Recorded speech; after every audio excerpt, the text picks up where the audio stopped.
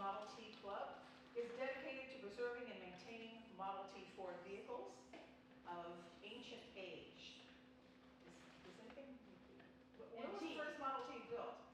1908. 1908. So, ancient, yeah. Okay, vintage. Vintage age, there we go. And historic value. This evening, Mr. Jeff Hood will present the history of the Signal Hill Model T hill climb. Jeff has been a member of the Model T, at the Long Beach Model T Club since the fall of 2004. He has been the club president for a total of 6 years and has almost spent many years in the vice president position. Jeff has been on the club board of directors continuously since 2005, as well as acting as the club historian. So he's the perfect person for our event this evening. For the past 12 years, Jeff has coordinated the major fundraising event, Model T Swap, which has met every year since 1954. Jeff's personal collection of Model T vehicles includes a 1923 Ford sedan, which was his first Model T, and he purchased that in 2004. A 1915 touring car, a 1925 Model T truck with a Martin Perry body. This is a very distinctive aftermarket truck body, and a 1925 Model T coupe, which was purchased by the original owner in Long Beach in 1925 and has never left California. The car's never left California. Jeff has been an automotive technician for his entire working career. He started his education as an automotive student at Long Beach City College. His first job after graduation was working in a brake and suspension shop in Long Beach, and there he was exposed to the world of truck repair and maintenance. He then moved to the Port of Long Beach Harbor Department as a general technician. He soon attained the position of shop supervisor and continued in that position until his retirement. Jeff is highly qualified to share historical information, and I'm sure you will find the presentation an enjoyable learning experience. Please help me welcome Mr. Hood.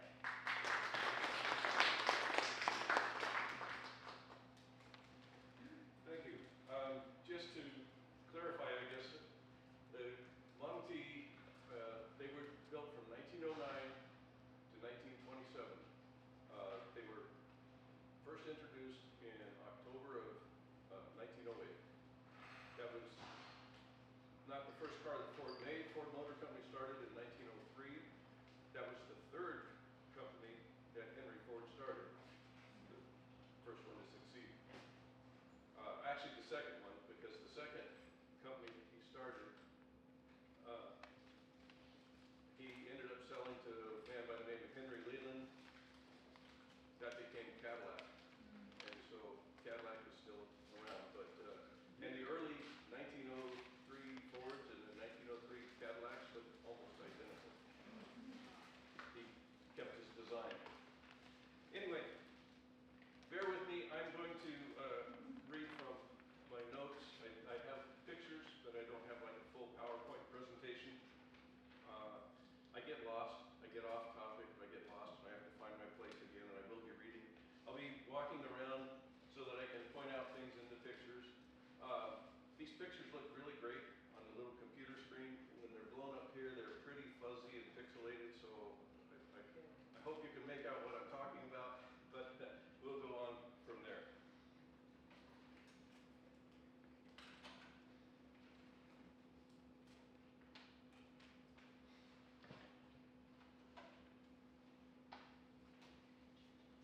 So, I grew up in Long Beach.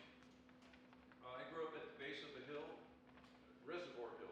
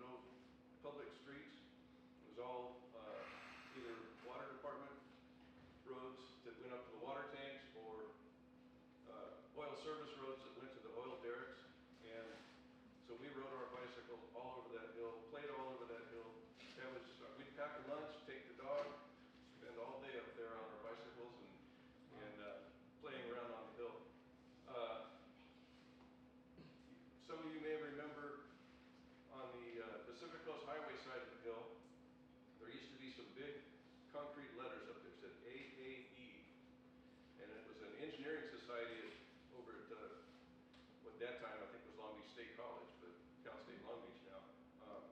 They had these giant concrete letters, and they whitewashed them every year, and everything, AAE on the side of the hill. And we would, the E, we would go to the top bar of the E, and the soil on the hill over there is really soft and sandy. We go to the top of the E and run down the hill to the middle bar and jump. And then land in that soft sand and tumble down to the bottom and run back up and do it again. We had a great time. And then ice plant all over the place up there, and a big piece of cardboard on ice plant that's just like a sled on snow. So we had a great time. We didn't come over to the hill on this side very often. We did sometimes, but again, there's city streets and traffic, and we had all we needed over there. But we enjoyed going through the oil field roads and stuff over here too. At that time, nothing was gated off, nothing was closed. There might be a sign that said keep out, but they never bothered us. We'd right in there, right past the oil workers and stuff, they'd wave at us, we stop and talk to them. And you know, it's not like today where everything is gated and fenced and closed off.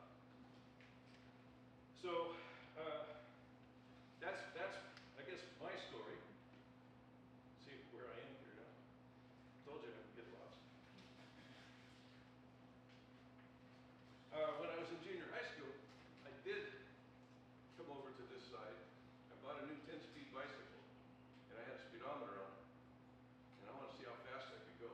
And I got to the top of that hill, rode right past the sign that said no bicycles. Pedaled as hard as I could, shifted all the way up into 10th gear, pedaled and pedaled and pedaled till I couldn't keep up with the bike anymore. It was going faster than I could pedal. I don't know how fast I was going. The speedometer on my bike went up to 60. The needle was well past 60. Wow. But I stopped at the bottom. I stopped at the stop sign. So I have raced or gone down the hill. Was it a Schwinn? It was a Schwinn. Involved, violate the speed limit, something like that. Council. Right. So my introduction to the hill climb, I had a friend who lived in the neighborhood, and his dad was in the Model T Club. And so every once in a while I get a ride in the car and stuff, and he told me about the hill climb, and he was coming over here, so we came up here, and we would,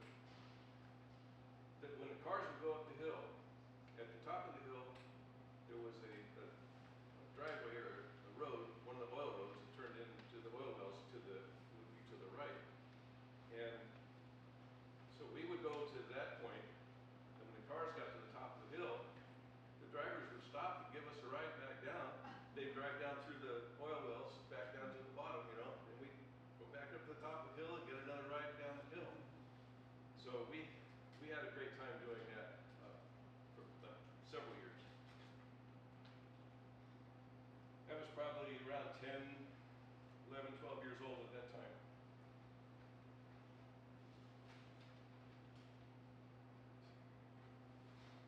Look at a couple of pictures here.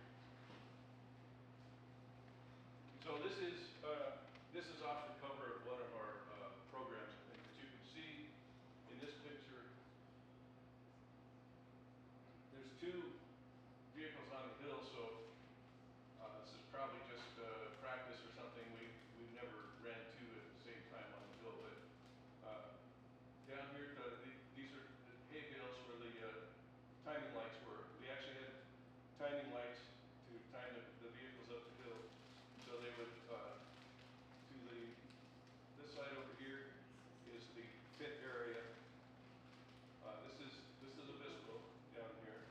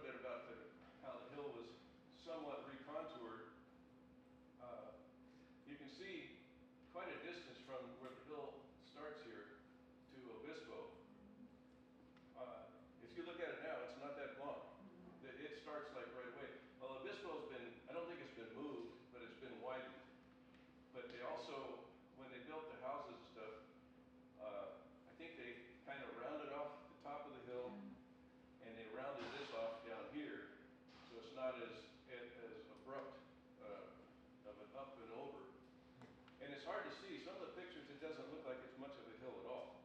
But other pictures, here it is again another year. You can see the crowds and the number of people. But you can also see there's 6 or 7 cars lined up there. You can't put 6 or 7 cars there now. Now here, again, you can see the people, you can see the pit area. Here's a car coming down the return through the oil fields.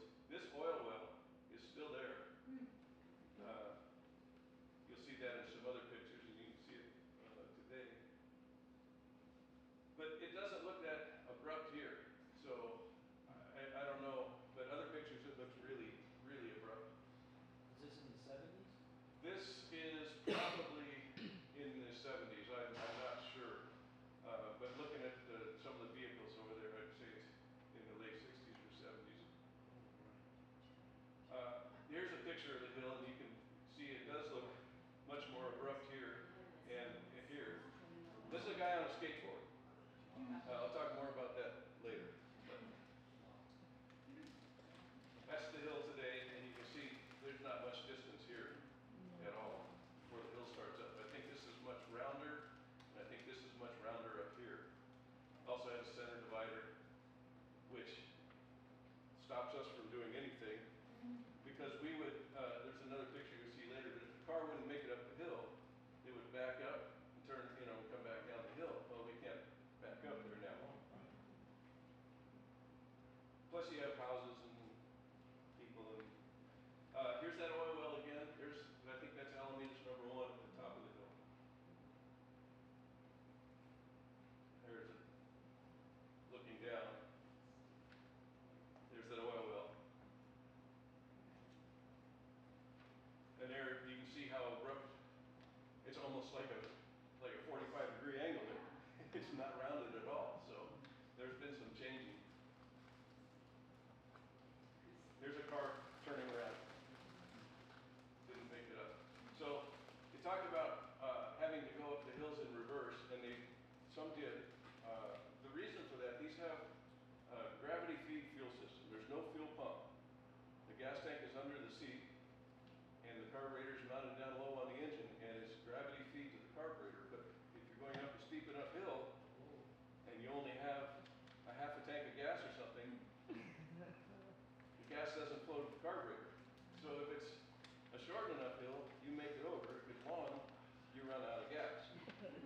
So you'd have to turn around to get gas flowing again, and then they just continue up in reverse because it was a lower gear and the gas was flowing because it was downhill.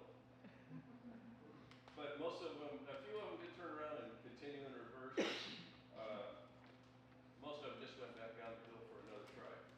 I think one of the slowest times over the hill, there was a truck. The Model T trucks had worm drive rear axle, had a really low gear ratio for hauling loads, and they had a top speed of about 18 miles an hour. And reverse was a quarter of that, maybe. He went up the hill in reverse, and it took 4 minutes.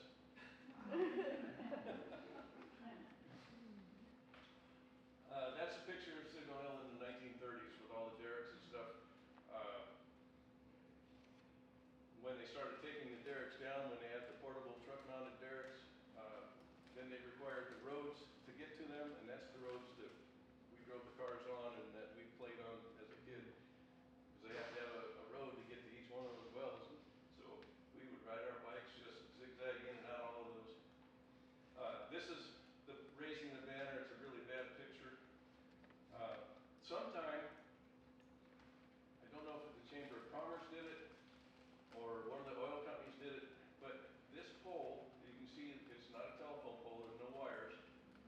And this pole here, same thing. They put those poles in just for our banner.